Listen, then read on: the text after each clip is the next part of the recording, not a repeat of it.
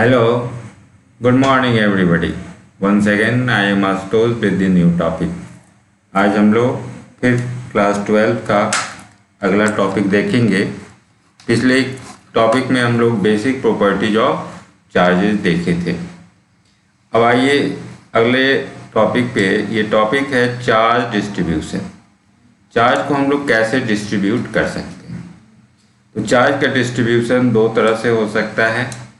एक है discrete distribution या इसको हम डिसकंटिन्यूअस डिस्ट्रीब्यूशन कहें, डिसकंटिन्यूअस या डिस्क्रीट डिस्ट्रीब्यूशन, और दूसरा है कंटिन्यूअस डिस्ट्रीब्यूशन, लगातार रूप में हम डिस्ट्रीब्यूट करें।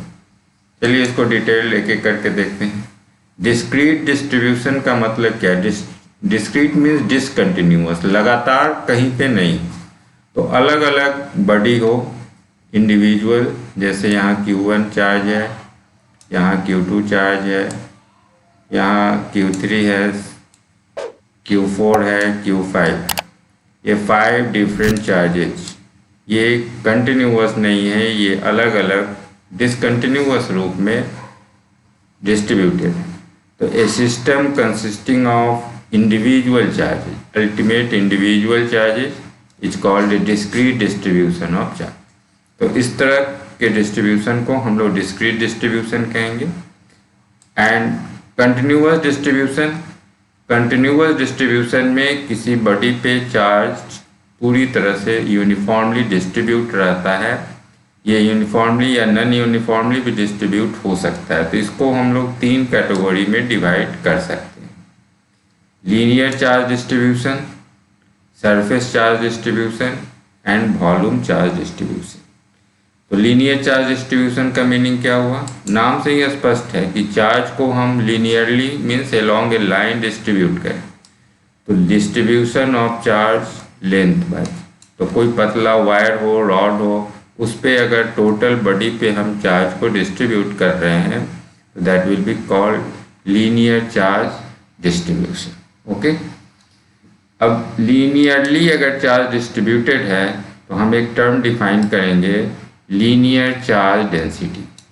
Linear charge density it means what? Charge per unit length, unit length पे कितना चार्ज डिस्ट्रीब्यूट किया गया है। तो suppose there is a rod whose length is given L, length दिया हुआ है L, and suppose the amount of charge is given Q here.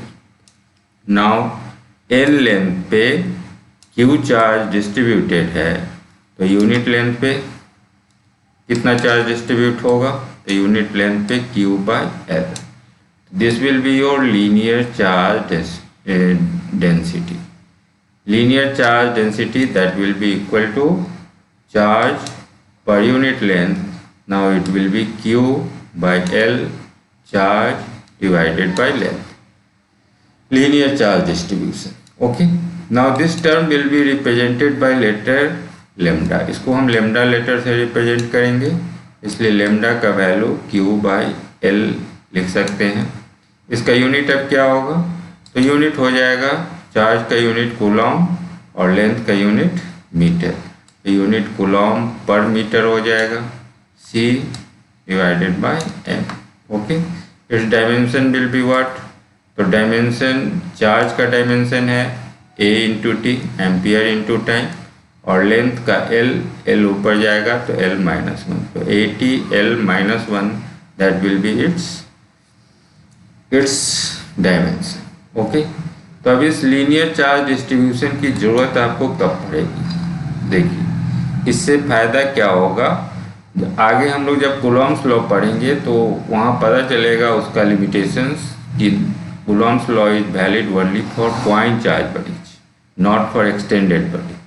तो अगर कोई बॉडी एक्सटेंडेड है, बड़े शेप में है, तो उसे हम वहाँ कूलॉम्स लॉ कैसे यूज करेंगे? तो इसके लिए ही ये चार्ज डिस्ट्रीब्यूशन टर्म हम सीखते हैं। देखिए यहाँ यूनिट लेंथ है, suppose if you choose a small length dx, okay, then what will be amount of charge on this length dx? तो कितना चार्ज होगा? Suppose this charge is dq, okay, now dq will be equal to lambda into dx. You know the linear charge density, it is charge per unit length. Unit length पे lambda charge है, इसलिए dx length पे कितना charge होगा, तो lambda into dx.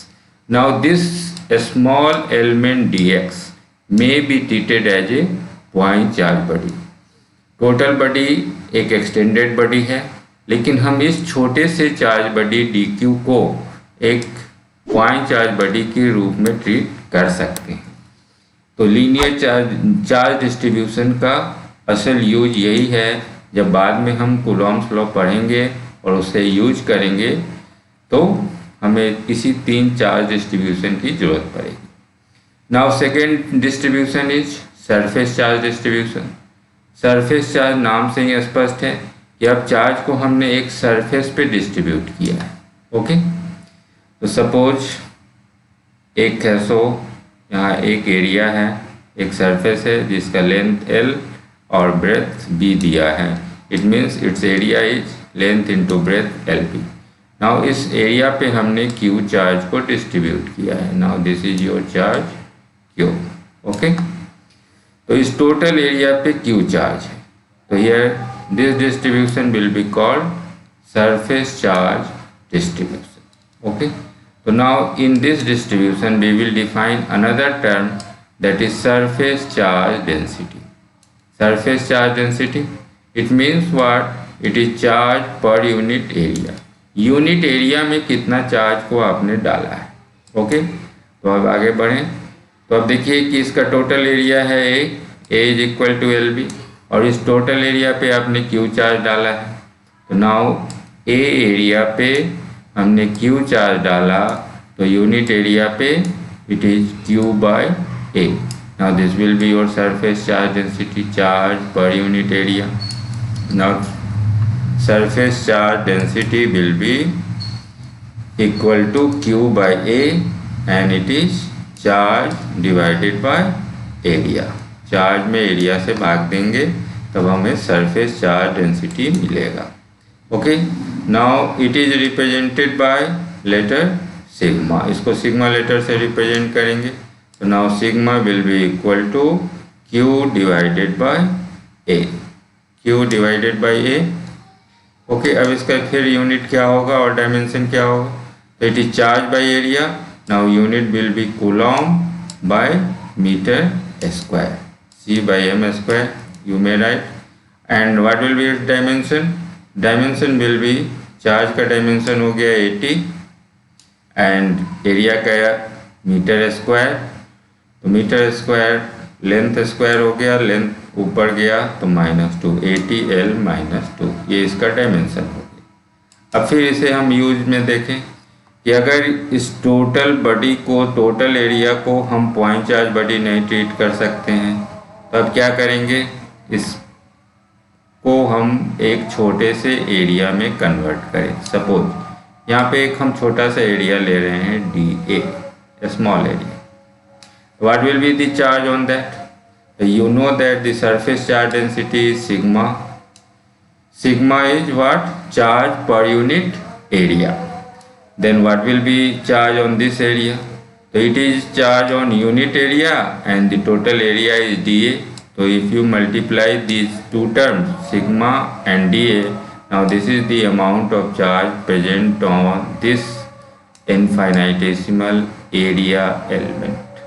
तो इस D छोटे से एरिया पे कितना चार्ज मौजूद है ये हम निकाल सकते हैं. Okay, now this small area may be treated as a point charge body. Okay.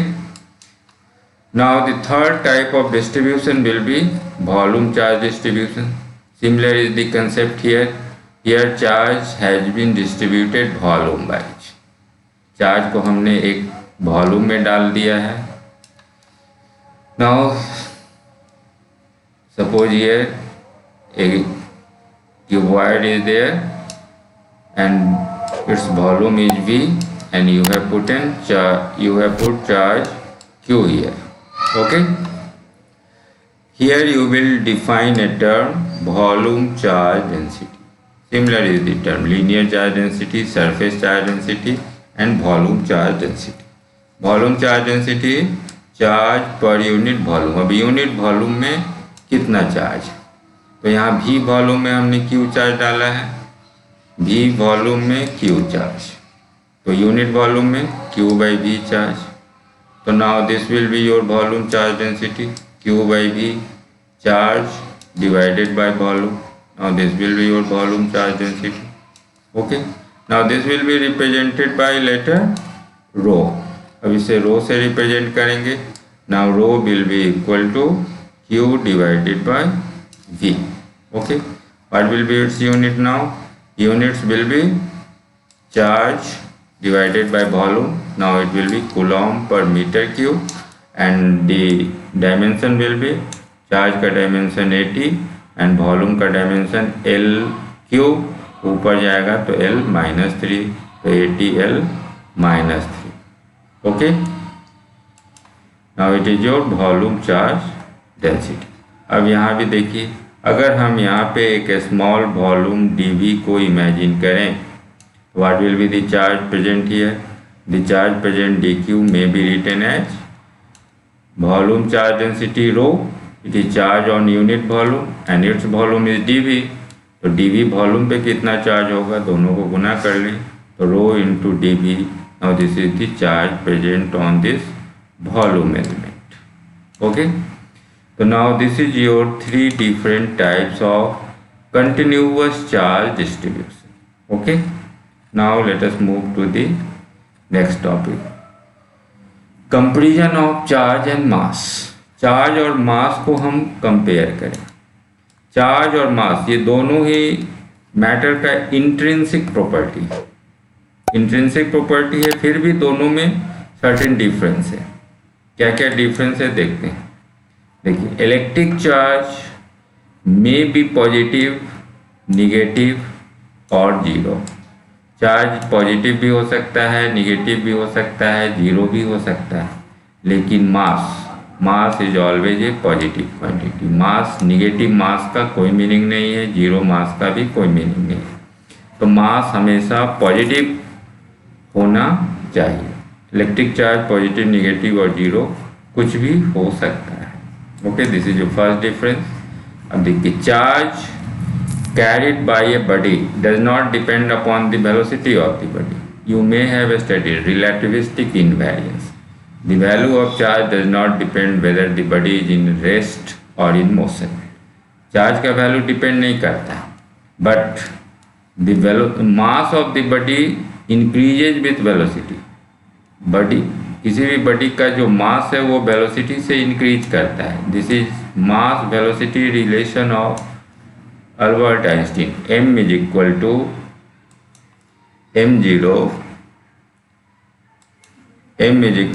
m0 divided by root under 1 minus v square by c square. Now this formula is known as mass velocity relation given by Albert Einstein, okay, during his special theory of relativity. अब यहाँ क्या है, m0 is what?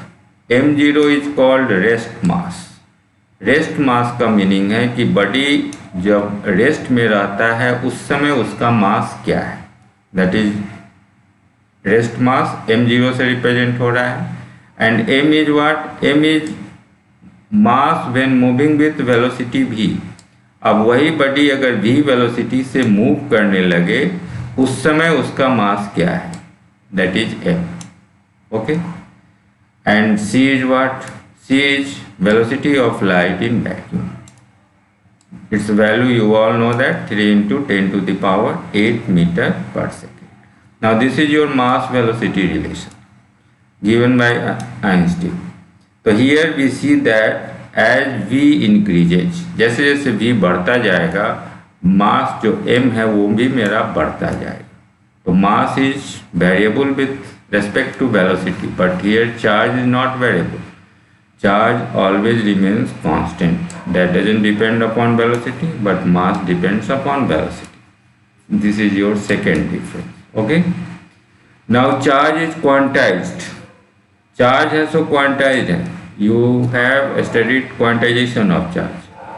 Quantization का meaning आप जानते हैं, ऐसा कोई भी चीज़ जो लगातार नहीं हो बल्कि रुक रुक के मिले और एक छोटी सी क्वांटिटी का इंटीग्रल मल्टीपल मिले, 1 गुना 2 गुना 3 गुना 4 गुना। आप पढ़े थे Q is equal to n e, जो भी चार्ज मौजूद है वो इलेक्ट्रॉनिक चार्ज का ही इंटीग्रल मल्टीपल है। That's why charge is quantized but the quantization of mass is yet to be established. अभी तक हम मास का क्वांटाइजेशन नहीं पढ़े हैं कि मास का मिनिमम क्वांटिटी क्या है और कोई भी मास उसी के इंटीग्रल मल्टीपल के रूप में एग्जिस्ट करेगा। तो the quantization of mass is yet to be established but the charge is already quantized, you know that. Okay, electric charge is always conserved. Charge हमेशा कंजर्व रहता है। आप सिर्फ चार्ज का ट्रांसफ़र कर सकते हैं एक बॉडी से दूसरे बॉडी में। The total charge of an isolated system always remains constant और conserved, but mass is not conserved. You also know that mass energy relation is equal to mc² of Albert Einstein. Here mass and energy are interconvertible. Mass can be converted into energy and energy can be converted into mass by the relation of E is equal to mc². I have already studied about that in the last class, annihilation of matter and pair production. These two examples represents how mass and energy are interconvertible. Okay, this is your fourth difference. Now fifth one, charge के बीच जो force है, force between charges may be attractive और repulsive. ये attractive और repulsive दोनों हो सकता है। Since charges are of two types, charge दो तरह का है, पॉजिटिव और निगेटिव। तो सेम चार्जेज रहेगा तो रिपल्सन और डिफरेंट चार्जेज रहेंगे तो अट्रैक्शन। बट मास के बीच जो ग्रेविटेशनल फोर्स लगता है ये ऑलवेज अट्रैक्टिव है। इससे ये भी पता चल रहा है कि मास में पॉजिटिव मास और नेगेटिव मास नहीं है। Mass is of only one kind. Mass एक ही तरह का है लेकिन चार्ज आपके पास दो तरह का मौजूद है। ओके, अब चार्ज कैनॉट एग्जिस्ट विदाउट मास। बिना मास के चार्ज अपीयर हो ही नहीं सकता है। चार्ज मौजूद है तो मास का रहना जरूरी है। बिना मास के चार्ज नहीं अपीयर हो सकता, लेकिन मास can appear, can exist without charge. लेकिन कोई बड़ी मास है अगर वो न्यूट्रल है तो वो एग्जिस्ट कर सकता है, बिना चार्ज के भी मास रह सकता है। Okay, accelerated charge, next point, accelerated charge emits electromagnetic radiation. Accelerated charge को जब हम एक्सीलेशन देते हैं तो इससे इलेक्ट्रोमैग्नेटिक रेडिएशन का इमिशन होता है। ये हम अलग से चैप्टर 8 में इलेक्ट्रोमैग्नेटिक वेव्स में पढ़ेंगे भी। लेकिन एक्सीलेटेड मास से किसी भी तरह का रेडिएशन नहीं हो रहा है। Okay, this is another difference. Charge is a derived quantity.